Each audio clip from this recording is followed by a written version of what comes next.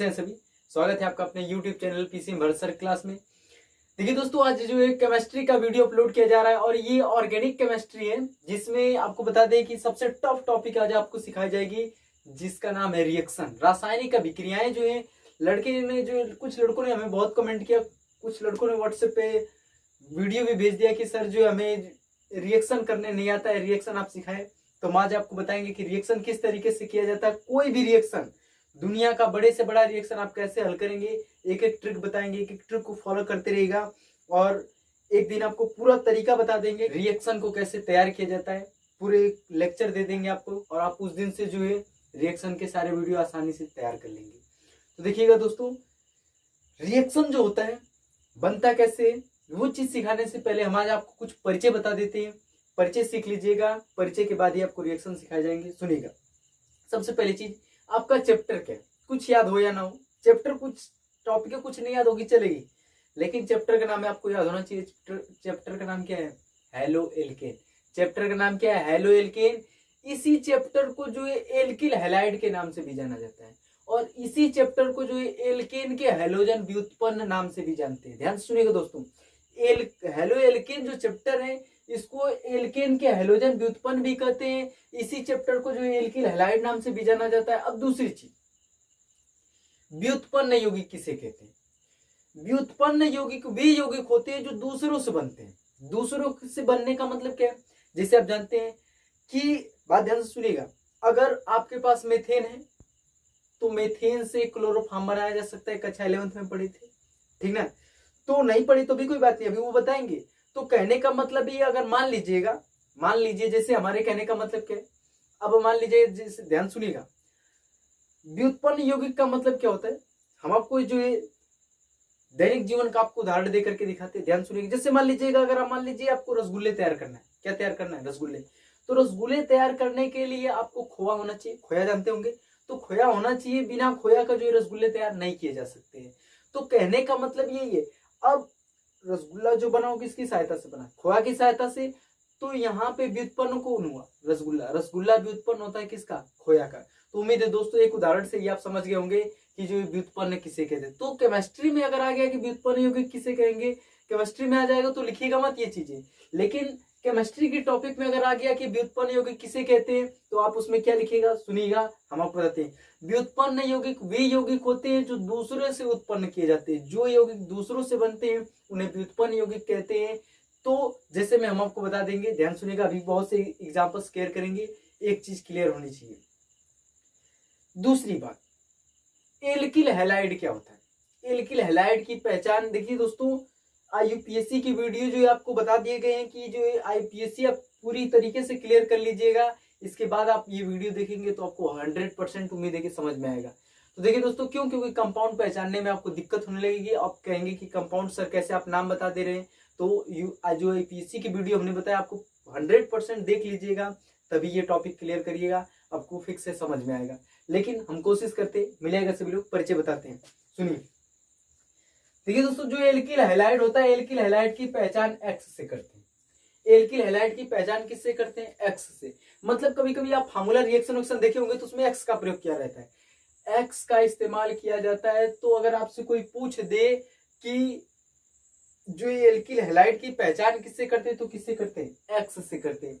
और इसका सामान्य सूत्र होता है CnH2n+1x। इसका सामान्य सूत्र होता है CnH2n+1x।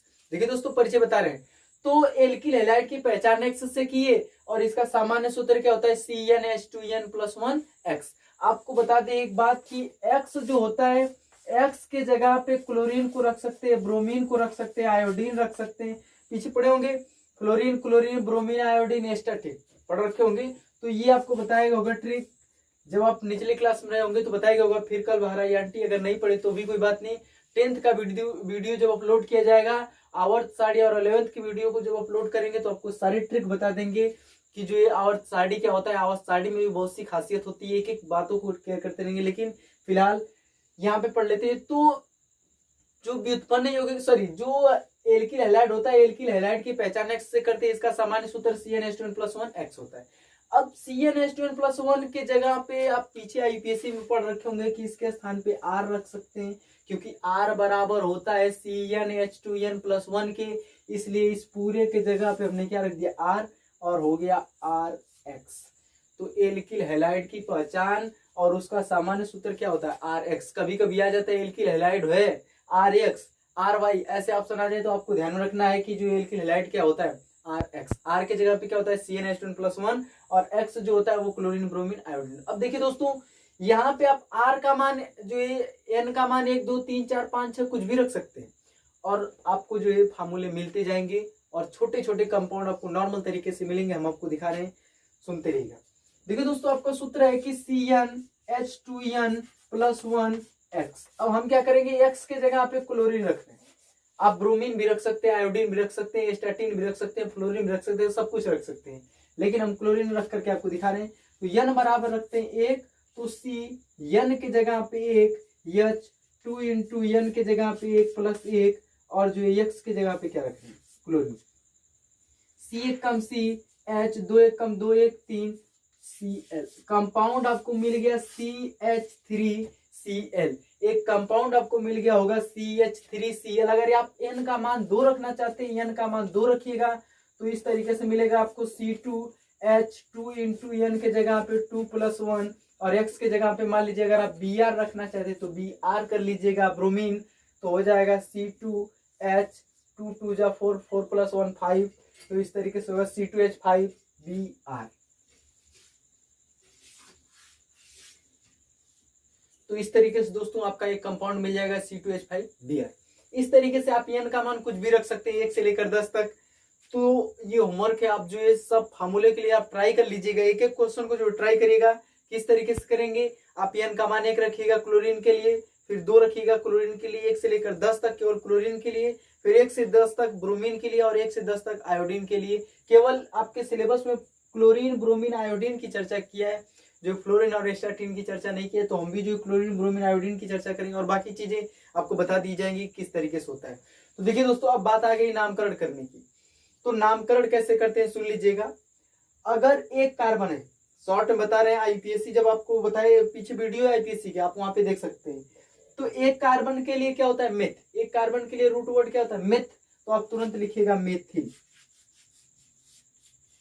मेथ होता है, अंत में क्या लगा दीजिएगा YL, तो नाम हो गया मेथिल। अब क्लोरीन के लिए लिख दीजिएगा क्लोराइड, तो उसका नाम हो जाएगा methyl chloride, ethyl chloride, propyl chloride, butyl chloride, pentyl chloride. इस तरीके से आप इसका नामकरण कर सकते हैं। कभी कभी क्लोरीन को जो IUPAC नामकरण देते समय क्लोरीन को क्लोरो में बदल देता है, तो क्लोरो लिख दीजिएगा सबसे पहले क्लोरीन को क्लोरो में, और एक कार्बन के लिए रूट वर्ड क्या होता है मेथ, तो अंत में लगाएंगे ANI, तो वो हो जाएगा क्लोरोमेथिन। इसीलिए इसको जो है एल्केन के हैलोजन व्युत्पन्न कहते हैं। क्यों कहते हैं हम आपको और भी बेसिक तरीके से बताने की कोशिश करेंगे। क्यों? क्योंकि इसका अनुलग्न एन होता है, और एन किसका अनुलग्न होता है एल्केन का। तो आगे भी चर्चा आपको करेंगे, तो सुनते रहिएगा। नामकरण करना है तो आप सबसे पहले लिखिएगा जो है एक कार्बन के लिए मेथ होता है तो मेथ, अंत में लगाएंगे YL मेथिल, और क्लोरीन को क्लोराइड में, ब्रोमीन होगा तो ब्रोमाइड में, आयोडीन होगा तो आयोडाइड में, ऐसे बदलेंगे। तो methyl chloride, methyl bromide, methyl iodide, ethyl chloride, ethyl bromide, ethyl iodide, जो है propyl chloride, propyl bromide, propyl iodide, ऐसे करके नामकरण होगा। और इसको आप दूसरे तरीके से भी लिख सकते हैं, क्लोरोमेथिन, क्लोरोएथिन, क्लोरोब्यूटेन, इस तरीके से आप नामकरण कर सकते हैं। क्लोरो जो है इस तरीके से ब्रोमोमेथिन, ब्रोमोएथिन, ब्रोमोप्रोपेन, ऐसे नामकरण हो सकता है, या आयोडोमेथिन, आयोडोएथिन, आयोडोप्रोपेन, इस तरीके से आप इसका IUPAC नामकरण कर सकते हैं। तो अब दोस्तों नेक्स्ट रूल आपको बताते हैं, ध्यान से सुनिएगा। देखिए दोस्तों आज आपको रिएक्शन बनाना सिखाते हैं, लेकिन उस रिएक्शन सिखाने से पहले आपको ये डील करा दें कि एल्केन के हैलोजन व्युत्पन्न जो है एल्किल हैलाइड को एल्केन का हैलोजन व्युत्पन्न क्यों कहते हैं। ध्यान से सुनिएगा। अगर आपसे कोई क्वेश्चन कर दे कि एल्केन को जो एल्किल हैलाइड को एल्केन का हैलोजन व्युत्पन्न क्यों कहते हैं, तो हम आपको बताते हैं, सुनिएगा। क्योंकि जब मान लीजिएगा एल्केन कैटेगरी में हमने पहला अवयव ले लिया CH4, इसका नाम क्या है CH4, इसका नाम मेथेन होता है, IUPAC देख लीजिएगा। अब जब इसका हेलोजनीकरण कराते हैं, हेलोजनीकरण का मतलब क्लोरीन ब्रोमीन आयोडीन के साथ अभिक्रिया, किसी के साथ करा सकते हैं, क्लोरीन के साथ, चाहे ब्रोमीन के साथ, चाहे आयोडीन के साथ। तो जब मेथेन का हैलोजनीकरण कराते हैं या जब एल्केन का हैलोजनीकरण कराते हैं तो 4 में से एक हाइड्रोजन और एक क्लोरीन निकल करके बन जाएगा आपका HCl, और ये हाइड्रोक्लोरिक अम्ल है। और आपको एक बात और बता दें कि हाइड्रोक्लोरिक अम्ल का काम भोजन पचाने का होता है, ये चीज ध्यान में रखिएगा। तो हाइड्रोक्लोरिक अम्ल जो होता है, सुनिएगा, और ये एक बात आपको और बता दें, ये जो है प्रबल अम्ल में गिना जाता है, ये प्रबल अम्ल होता है। तो हम आपको आगे भी बताएंगे कि इसमें और कौन कौन सी खासियत होती है, जो टॉपिक मिलेंगे आपको बताते जाएंगे। बेसिक चीजें 10 की हैं। तो जब CH4 की अभिक्रिया क्लोरीन के साथ करा दिए तो एक H एक Cl हो गया HCl। अब इधर पे क्या बचा आपका CH3 और यहाँ एक क्या बचा Cl, तो एक कंपाउंड मिल गया CH3Cl। अब देखिएगा दोस्तों, ये एल्किल हैलाइड है जी, क्या है ये एल्किल हैलाइड है, और बना कैसे एल्केन से। तो जब एल्केन का हैलोजनीकरण कराते हैं, हैलोजनीकरण का मतलब क्लोरीन ब्रोमीन आयोडीन के साथ अभिक्रिया, जब भी हैलोजनीकरण वर्ड यूज करेगा तो आपको ध्यान रखना है किसके साथ अभिक्रिया कराया जाएगा, क्लोरीन ब्रोमीन आयोडीन के साथ। तो जब भी एल्केन का जो क्लोरीनीकरण करा दिया जाता है तो उस स्थिति में जो आपका क्या बन जाता है, एल्किल हैलाइड। तो इसीलिए जो एल्किल हैलाइड होता है उसे एल्केन का हैलोजन व्युत्पन्न करते हैं। अगर आपसे कोई पूछे कि एल्किल हैलाइड को एल्केन का हैलोजन व्युत्पन्न क्यों कहते हैं, तो सीधे कहिएगा क्यों, क्योंकि जब एल्केन का हैलोजनीकरण कराते हैं तो किसका निर्माण होता है, एल्किल हैलाइड का, इसलिए एल्किल हैलाइड को एल्केन का हैलोजन व्युत्पन्न करते हैं। अब देखिए दोस्तों, अब आपको बताते हैं रिएक्शन बनाना। रिएक्शन बनाने का बिल्कुल आसान तरीका, बिल्कुल आसान, हम आपको बताते हैं, सुनिएगा।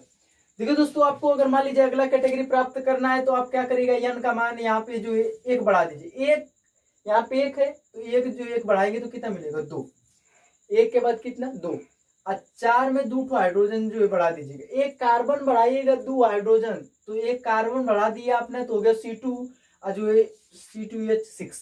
4 में देखिए दोस्तों, हमने क्या किया, एक कार्बन बढ़ाया 2 हाइड्रोजन, इस तरीके से इसमें नो चेंजिंग, इसको बदलना नहीं, ये नो चेंज है, इसको आपको बदलना नहीं है।